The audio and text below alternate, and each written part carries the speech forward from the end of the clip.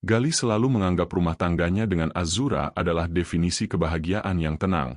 5 tahun menikah, hampir tidak ada riak besar yang mengganggu. Azura adalah sosok istri yang lembut, sedikit pendiam, namun sangat penuh perhatian. Satu-satunya ganjalan di hati Galih hanyalah keinginan mereka yang belum terwujud untuk memiliki momongan. Azura selalu beralasan bahwa ia belum siap secara mental, dan Galih, karena cintanya yang besar, selalu memilih untuk bersabar. Sore itu, mendung menggelayut rendah di atas langit Jakarta. Galih yang pulang lebih awal karena rapat kantor dibatalkan, berniat memberikan kejutan kecil. Ia ingin merapikan lemari pakaian di kamar mereka yang mulai berantakan, sebuah tugas yang biasanya dilakukan Azura setiap akhir pekan. Saat sedang menyusun kembali tumpukan mukena di rak paling atas, jemari Galih menyentuh sesuatu yang keras dan tersembunyi di balik lipatan kain paling dalam. Sebuah kotak kayu kecil berwarna coklat tua dengan gembok kecil yang sudah berkarat. Rasa penasaran mengalahkan privasi. Galih tahu itu salah, namun ada dorongan aneh yang mendesak dadanya. Dengan sedikit paksaan menggunakan penggaris besi, gembok itu terbuka. Di dalamnya tidak ada perhiasan mewah. Hanya ada selembar foto usang yang sudutnya sudah melengkung dan sebuah gelang pasien rumah sakit berwarna biru yang sudah pudar. Galih menarik napas panjang saat melihat foto itu. Seorang bocah laki-laki berusia sekitar 3 tahun, duduk di atas rumput dengan tawa yang sangat ceria. Jantung Galih berdegup kencang. Mata bocah itu, bentuk bibirnya, bahkan cara bocah itu tersenyum, adalah salinan sempurna dari Azura. Galih membalik foto tersebut dengan tangan yang gemetar hebat. Di sana, tertulis kalimat dengan tinta biru yang mulai luntur. Kenzo, 3 tahun. Maafkan mama yang pengecut ini. Mama harus pergi agar kamu punya masa depan yang lebih baik. Tunggu mama, nak. Dunia Galih seolah runtuh seketika. Oksigen di sekitarnya mendadak hilang. Kenzo. Siapa Kenzo? Selama 5 tahun ini, Azura mengaku kepadanya bahwa ia adalah anak tunggal yang tidak pernah menjalin hubungan serius sebelum bertemu Galih. Namun foto ini bicara lain. Ada sebuah kehidupan, sebuah jiwa, yang Azura kubur dalam-dalam di balik lipatan mukena dan senyum manisnya setiap pagi. Suara pagar rumah yang terbuka mengejutkan Galih. Itu suara mobil Azura. Galih mematung di tepi tempat tidur, menggenggam foto itu dengan buku jari yang memutih. Di bawah sana, ia mendengar suara ceria istrinya memanggil namanya, tidak tahu bahwa di lantai atas, rahasia terbesar yang ia jaga dengan darah dan air mata selama bertahun-tahun, baru saja meledak di tangan suaminya. Azura melangkah masuk ke kamar dengan senyum yang langsung luntur saat melihat kotak kayu itu terbuka di samping Galih. Sunyi mencekam. Galih mengangkat foto itu, menatap mata istrinya yang kini dipenuhi ketakutan luar biasa. Siapa Kenzo? Azura? Dan kenapa dia memanggilmu mama? Suara Galih serak, nyaris tak terdengar namun menusuk tajam. Pertanyaan itu menggantung di udara, dingin dan mencekik. Tas belanjaan yang dipegang Azura merosot begitu saja. Isinya berhamburan di atas lantai, namun ia tak peduli. Wajahnya pias, pucat pasi seolah seluruh darah di tubuhnya tersedot ke bumi. Ia mencoba membuka mulut, namun hanya isak tertahan yang keluar. Keheningan di kamar itu terasa lebih menyakitkan daripada teriakan manapun. Jawab aku, Ra. Siapa Kenzo? Galih mengulanginya, kali ini dengan nada yang lebih tinggi, penuh dengan getaran luka yang tak bisa disembunyikan. Azura jatuh bersimpuh di depan kaki Galih. Tangannya gemetar mencoba meraih ujung celana suaminya, namun Galih mundur selangkah. Penolakan itu membuat tangis Azura pecah. Mas, aku minta maaf. Aku mau kasih tahu kamu, tapi aku takut. Aku takut kamu pergi. Aku takut keluarga kamu benci aku. Takut. Galih tertawa getir, tawa yang terdengar seperti pecahan kaca. 5 tahun, Azura. Kita tidur di ranjang yang sama, berbagi mimpi yang sama, tapi kamu menyimpan rahasia sebesar ini? Kamu bilang kamu belum siap punya anak, ternyata kamu sudah punya. Azura menggeleng histeris, air matanya membasahi pipi. Ia mulai bercerita dengan suara yang terputus-putus. Kenzo adalah anak dari masa lalunya yang kelam, buah dari hubungan yang ditentang keras oleh orang tuanya sebelum ia mengenal Galih. Demi menjaga nama baik keluarga dan agar Azura bisa menikah dengan pria terpandang, seperti Galih, orang tua Azura memaksa anak itu dijauhkan. Kenzo dititipkan pada seorang kerabat jauh di pinggiran kota, hidup dalam bayang-bayang, dianggap tidak ada oleh dunia. Papa mengancam akan membuang Kenzo ke jalanan kalau aku berani jujur sama kamu, Mas, Ishak Azura. Setiap bulan aku mengirim uang diam-diam. Setiap minggu aku mencuri waktu untuk melihatnya dari jauh. Aku hidup dalam neraka karena harus menganggap anak kandungku sendiri sebagai orang asing. Galih tertegun. Amarahnya masih membara, namun melihat istrinya yang hancur berkeping-keping di depannya, ada rasa perih yang lain yang menyusup. Namun, sebuah pikiran tiba-tiba melintas di benak Galih. Jika Azura hanya mengirim uang untuk biaya hidup, mengapa ada mutasi rekening dalam jumlah sangat besar minggu lalu? Galih meraih ponsel Azura yang tergeletak di lantai, membukanya dengan paksa. Ia mencari nama yang sering muncul di mutasi tersebut. Matanya membelalak saat membaca sebuah pesan ancaman yang masuk beberapa jam lalu dari nomor tak dikenal. Uang sekolah Kenzo atau rahasiamu sampai ke tangan suamimu hari ini. Pilih saja. Galih menatap Azura yang masih bersimpuh. Ternyata, istrinya tidak hanya menyimpan rahasia, dia sedang dalam bahaya. Galih menatap layar ponsel itu dengan mata yang memerah. Pesan ancaman tersebut seolah menjadi bensin yang menyiram api kemarahannya. Namun kali ini api itu tidak tertuju pada Azura. Ada sosok lain di luar sana, bayangan dari masa lalu yang sedang mengisap hidup istrinya perlahan-lahan. Galih perlahan meletakkan ponsel itu kembali ke lantai, tepat di samping jemari Azura yang masih gemetar. Mas, kamu mau cerai? Suara Azura nyaris hilang, pecah oleh ketakutan yang paling nyata dalam hidupnya. Galih tidak menjawab. Ia hanya menarik napas panjang, mencoba menstabilkan detak jantungnya yang berantakan. Ia tidak bisa memeluk Azura sekarang, hatinya terlalu perih untuk itu. Namun, ia juga tidak bisa membiarkan istrinya terus-menerus diperas hingga kering. Tanpa sepatah kata pun, Galih bangkit dan keluar kamar, meninggalkan Azura yang terisak dalam kegelapan. Keesokan harinya, Galih tidak pergi ke kantor. Di dalam mobilnya yang terparkir 2 blok dari rumah, ia menunggu. Ia mematikan GPS ponselnya dan mulai melakukan hal yang tidak pernah ia bayangkan sebelumnya, membuntuti istrinya sendiri.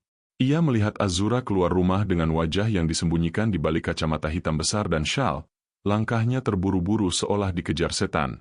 Galih mengikuti mobil Azura hingga sampai ke sebuah area rumah susun yang pengap dan padat di pinggiran Jakarta. Di sana, di depan sebuah warung kopi yang kumuh, Azura berhenti. Galih mengamati dari kejauhan, hatinya mencelos saat melihat seorang pria berjaket kulit kusa mendekat ke jendela mobil Azura.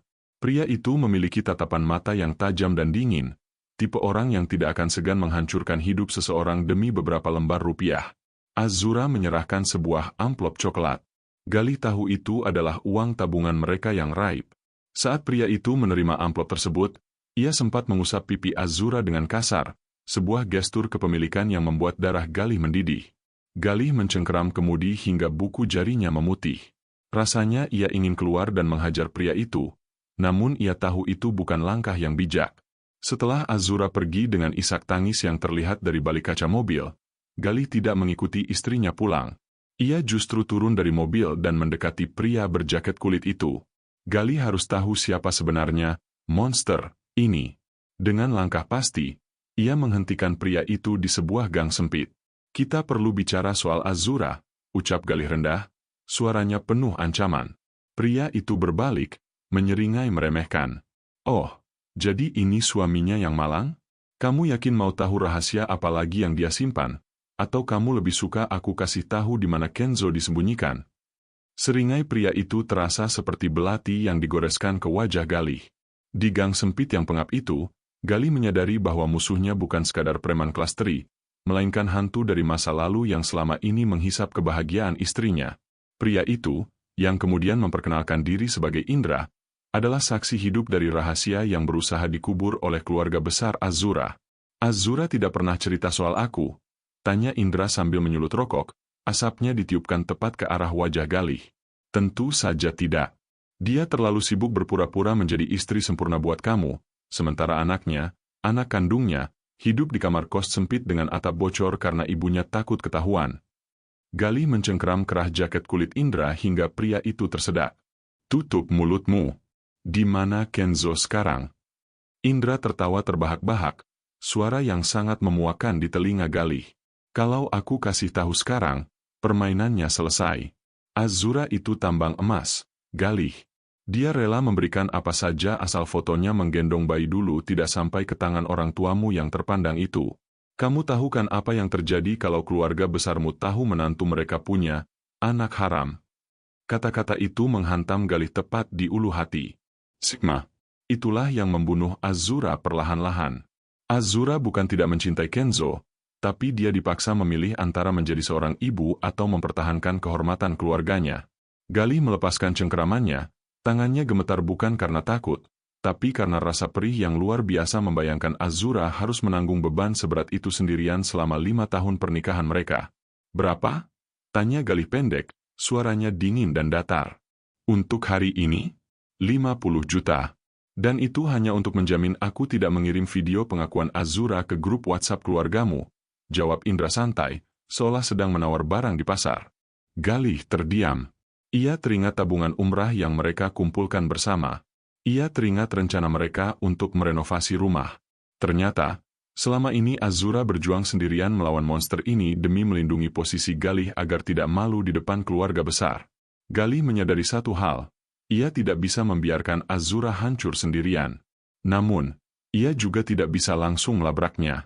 Jika ia gegabah, Indra bisa saja menyakiti Kenzo atau menghancurkan reputasi Azura dalam sekejap. Aku akan bayar. Tapi dengan satu syarat, ucap Galih, matanya menatap tajam ke dalam mata Indra yang licik. Bahwa aku melihat Kenzo. Sekarang.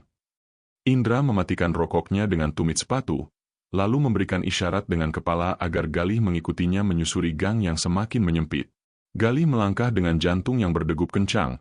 Setiap langkahnya terasa berat seolah-olah ia sedang berjalan menuju kebenaran yang akan mengubah hidupnya selamanya. Di ujung gang, terdapat sebuah bangunan kos 2 lantai yang catnya sudah mengelupas dan aroma air selokan yang menguap di bawah terik matahari. Lantai 2, kamar nomor 7, bisik Indra ketus. Saat pintu kayu yang rapuh itu terbuka, Galih merasa dunianya seolah berhenti berputar. Kamar itu sempit, pengap, dan hanya berisi sebuah kasur lantai tipis serta tumpukan mainan plastik murahan. Di sudut ruangan, seorang bocah laki-laki sedang duduk bersila, tekun menggambar di atas kertas gambar yang sudah kusam. Kenzo? Suara Galih tercekat di tenggorokan. Bocah itu mendongak.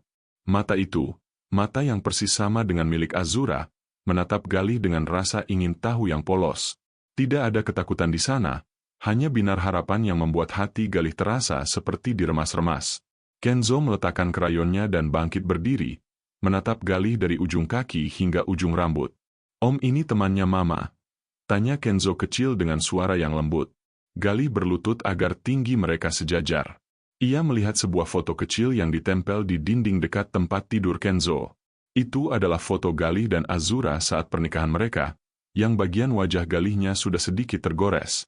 Kenzo mendekat, lalu menunjuk foto itu dengan jari mungilnya. Mama bilang, ayah sedang kerja jauh sekali di luar negeri untuk beli mainan buat Kenzo. Om tahu kapan ayah pulang? Pertanyaan itu menghantam Galih lebih keras daripada pukulan fisik manapun. Ia menoleh ke arah Indra yang bersandar di pintu dengan senyum mengejek, seolah menikmati penderitaan ini. Galih menyadari betapa kejamnya skenario yang dibuat oleh keluarga besar Azura. Mereka membiarkan bocah sekecil ini tumbuh dalam kebohongan, sementara Azura dipaksa hidup dalam kepura-puraan yang menyiksa. Galih tidak menjawab pertanyaan Kenzo dengan kata-kata. Ia justru meraih tangan mungil bocah itu dan menggenggamnya erat. Di saat itulah, amarahnya kepada Azura menguap, berganti dengan rasa tanggung jawab yang luar biasa besar. Ia menyadari bahwa cinta untuk istrinya tidak akan lengkap jika ia tidak merangkul anak yang selama ini dianggap noda oleh orang lain. Ayah sudah pulang, nak, bisik Galih dalam hati, sambil menahan air mata yang nyaris jatuh. Dan ayah tidak akan membiarkan siapapun menyakitimu lagi. Namun, di balik punggung Galih, Indra berdehem keras, mengingatkan Galih bahwa kebebasan Kenzo memiliki harga yang sangat mahal yang harus segera dibayar. Dehem keras Indra memecah keheningan rapuh di kamar sempit itu, memaksa Galih melepaskan genggaman tangan kecil Kenzo yang terasa begitu hangat. Galih berdiri, menatap tajam pada pria parasit di depannya sebelum melangkah keluar tanpa menoleh lagi. Ia tahu, jika ia berlama-lama di sana, ia akan kehilangan kendali dan melakukan sesuatu yang mungkin akan ia sesali. 2 hari, Galih. Jangan sampai telat, atau foto-foto, kenangan, ini mendarat di meja kerja bapak mertuamu yang terhormat itu.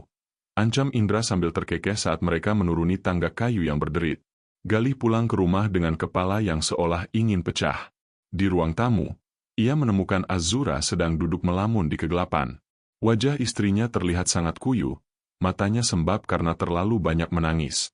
Namun, bukannya mendekat untuk menjelaskan, Galih justru berjalan melewati istrinya begitu saja menuju kamar kerja. Ia harus fokus.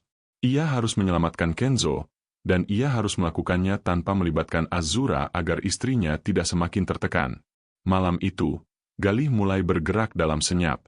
Ia mengambil BPKB motorsport kesayangannya dari dalam brankas, satu-satunya harta yang ia beli dengan keringatnya sendiri sebelum menikah. Ia juga menghubungi beberapa rekan untuk menjual jam tangan koleksinya secara cepat. Di mata Azura, sikap diam Galih adalah pertanda akhir dari pernikahan mereka. Azura mengira Galih sedang menyiapkan berkas perceraian, padahal Galih sedang menyiapkan tebusan untuk masa depan mereka. Mas, kalau kamu mau aku pergi, aku akan pergi. Tapi tolong, jangan diamkan aku seperti ini. Isak Azura di ambang pintu kamar kerja Galih pada pukul 2 pagi. Galih hanya menoleh sekilas, matanya merah karena kurang tidur dan beban pikiran. Tidurlah, Ra. Aku cuma lagi banyak kerjaan, jawabnya dingin. Kalimat itu bohong besar, dan ia benci dirinya sendiri karena harus membohongi wanita yang paling ia cintai. Keesokan harinya, kecurigaan Azura memuncak saat ia mendapati motor Galih sudah tidak ada di garasi dan ada mutasi keluar dari rekening pribadi Galih dalam jumlah besar. Azura yang sudah berada di ambang kehancuran mental mulai berpikiran buruk. Ia mengira Galih sedang menggunakan uang itu untuk menyewa pengacara atau bahkan, yang lebih menyakitkan, untuk wanita lain sebagai pelarian dari kekecewaan padanya. Tanpa Galih sadari, Azura mulai mengikuti langkahnya. Saat Galih kembali menuju rusun Kenzo dengan membawa tas berisi uang tunai, ia tidak tahu bahwa mobil Azura membuntutinya dari kejauhan dengan hati yang hancur berkeping-keping. Mobil Galih menghentikan lajunya tepat di depan gedung rusun yang catnya sudah mengelupas dan tampak pengap di bawah terik matahari. Di belakangnya, Azura mencengkeram kemudi dengan kuku yang nyaris menembus kulit penutup setir. Jantungnya berpacu gila, berdegup keras di dalam rongga dadanya yang terasa menyempit. Kenapa Galih ke sini? Ini adalah wilayah rahasianya. Luka paling dalam yang ia kubur hidup-hidup selama 5 tahun pernikahan mereka. Apakah Galih ke sini untuk merenggut Kenzo darinya? Ataukah untuk menghina masa lalunya secara langsung di depan anaknya? Galih melangkah keluar dari mobil dengan tas hitam besar yang digenggamnya begitu erat, hingga buku jarinya memutih. Azura segera turun. Langkahnya gontai namun didorong oleh kepanikan yang luar biasa. Ia membuntuti Galih menaiki anak tangga yang berderit. Setiap langkah terasa seperti detak jam menuju vonis mati. Suasana rusun yang bising dengan suara radio tetangga dan aroma masakan yang bercampur bau selokan sama sekali tak dihiraukannya. Pikirannya hanya satu, Kenzo. Saat Galih sampai di depan pintu kayu kamar nomor 7 yang rapuh, Azura tidak sanggup lagi menahan ledakan di dadanya. Mas Galih, teriak Azura, suaranya melengking tinggi, memecah kesunyian lorong yang lembab dan berdebu itu. Galih berbalik dengan wajah terkejut yang luar biasa. Matanya membelalak, tidak menyangka akan menemukan istrinya di tempat ini dalam kondisi sehancur itu. Di saat yang bersamaan, pintu kamar terbuka. Indra muncul dengan seringai liciknya yang memuakan, sementara di dalam ruangan yang sempit, Kenzo kecil tampak ketakutan, mengintip dari balik meja gambarnya yang reyot. Ra, kamu kenapa ada di sini? Tanya Galih dengan nada panik, mencoba menghalangi pandangan Azura dari sosok Indra. Kamu jahat, Mas. Kamu mau ambil Kenzo, kan? Kamu mau buang dia karena kamu benci masa laluku. Azura berteriak histeris, air matanya tumpah tak terbendung. Ia berlari melewati Galih, menerjang masuk dan langsung memeluk Kenzo erat-erat, seolah-olah Galih adalah monster yang datang untuk menculik jantung hatinya. Jangan ambil dia, Mas. Lebih baik kamu bunuh aku sekarang daripada kamu pisahkan aku lagi sama anakku. Galih terpaku di ambang pintu. Tas berisi uang tebusan di tangannya nyaris terjatuh. Ra, dengerin aku dulu. Ini nggak seperti yang kamu pikirkan. Dengerin apa? Teriak Azura di sela isak tangis yang makin menjadi-jadi, membuat Kenzo ikut menangis ketakutan. Kamu diam-diam ke sini, kamu jual motor kesayanganmu, kamu kuras tabungan kita, semua buat ini? Buat memata-matai aku? Buat menghina aku di depan anakku sendiri? Di tengah drama yang menguras air mata itu, Indra justru tertawa pelan, suara tawa yang terdengar sangat iblis. Lihat, Galih, istrimu bahkan tidak percaya padamu. Dia lebih percaya kalau kamu akan menghancurkannya daripada menyelamatkannya. Jadi, uangnya masih mau dikasih ke aku atau kamu mau bawa pulang lagi? Galih menatap Azura dengan tatapan yang jauh lebih pedih daripada amarah. Dia datang untuk menebus kebebasan istrinya, tapi di mata Azura, dia hanyalah ancaman baru yang tak kalah menakutkan dari Indra. Dengerin apa? Suara Azura pecah, melengking di antara dinding-dinding rusun yang lembab. Isakannya kini berganti menjadi raungan keputusasaan. Kamu diam-diam ke sini, kamu jual barang-barang kamu ambil tabungan kita, semua buat ini? Buat memata-matai aku? Buat menghina aku karena aku punya anak yang gak diinginkan keluarga kita? Galih tidak bergeming. Ia membiarkan kata-kata menyakitkan itu menghujam jantungnya. Dengan gerakan pelan namun tegas, ia menjatuhkan tas hitam besar itu ke atas kasur lantai yang kumuh. Bunyi debuk yang berat dari tumpukan uang tunai di dalamnya membuat Indra, yang tadinya hanya menonton, langsung menegakkan tubuh dengan mata lapar. Aku nggak kesini untuk memata-matai kamu, Ra.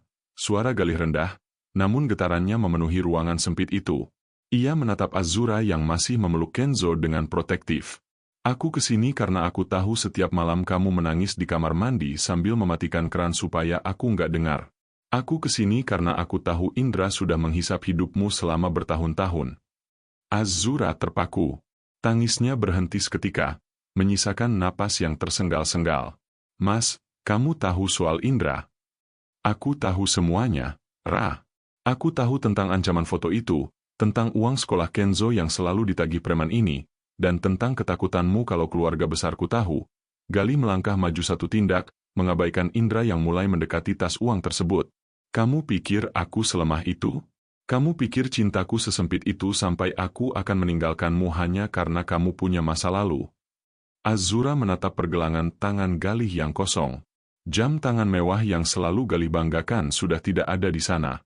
Ia juga teringat garasi rumah yang kini kosong tanpa motor sport kesayangan suaminya.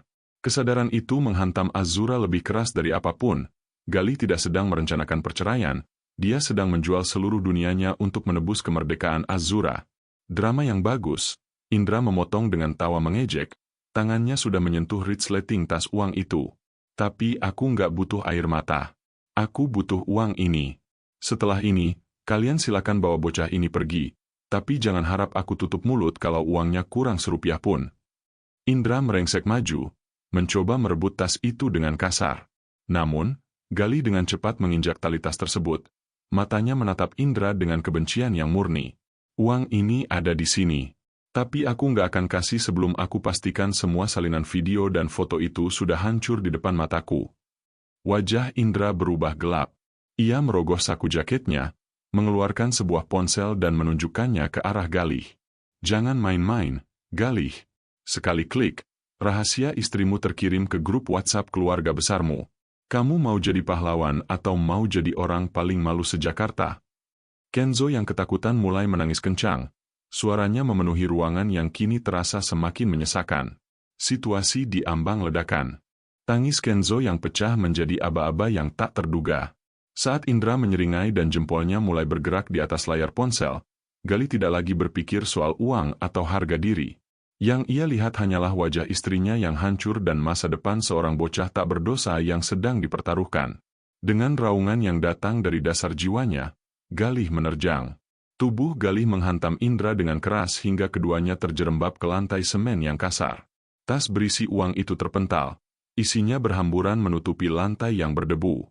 Piring plastik di atas meja kecil jatuh dan pecah, menambah kegaduhan di ruangan sempit itu. Azura berteriak, mendekap Kenzo semakin erat ke dadanya, menutupi mata bocah itu agar tidak melihat kekerasan yang sedang terjadi. Kurang ajar. Indra menggeram, mencoba menghantamkan sikunya ke pelipis Galih. Perkelahian itu jauh dari kata indah. Tidak ada gerakan bela diri yang rapi, hanya dua pria yang bergulat di atas lantai dalam kemarahan yang murni. Galih merasakan perih di sudut bibirnya yang pecah, namun ia tak peduli. Fokusnya hanya satu, ponsel di tangan Indra. Ia harus menghancurkan benda itu, atau hidup Azura akan tamat hari ini. Galih berhasil mencengkeram pergelangan tangan Indra dan menghantamkannya ke kaki meja kayu yang tajam. Indra memekik kesakitan, dan ponsel itu terlepas, meluncur ke bawah kasur lantai. Dengan sisa tenaganya, Galih menendang perut Indra dan merangkak secepat kilat untuk meraih benda itu. "Jangan, Galih!" teriak Indra panik sambil mencoba meraih kaki Galih. Galih berhasil mendapatkan ponsel itu. Tanpa menunggu sedetik pun, ia menghantamkan ponsel tersebut ke lantai berkali-kali dengan tenaga penuh, lalu menginjaknya hingga layarnya hancur menjadi serpihan tajam. Tidak puas, Galih meraih kartu memori yang mencuat keluar dan mematahkannya menjadi dua. Napas Galih memburu, dadanya naik turun dengan kasar. Ia berdiri dengan kaki gemetar, sudut matanya berdarah, namun tatapannya kosong sekaligus lega. Di lantai, Indra meringkuk sakitan, menyadari bahwa senjatanya kini tak lebih dari sampah plastik. Galih menoleh ke arah Azura. Istrinya menatapnya dengan pandangan yang sulit diartikan, campuran antara ketakutan, rasa bersalah, dan kekaguman yang luar biasa. Untuk pertama kalinya dalam 5 tahun, Galih melihat bayangan ketakutan di mata Azura mulai memudar, digantikan oleh sesuatu yang jauh lebih kuat. "Selesai, Ra. Semuanya sudah selesai," bisik Galih parau. Namun, di tengah kelegaan itu, pintu kamar yang terbuka lebar tiba-tiba memperlihatkan sosok lain yang berdiri di sana dengan wajah yang membeku.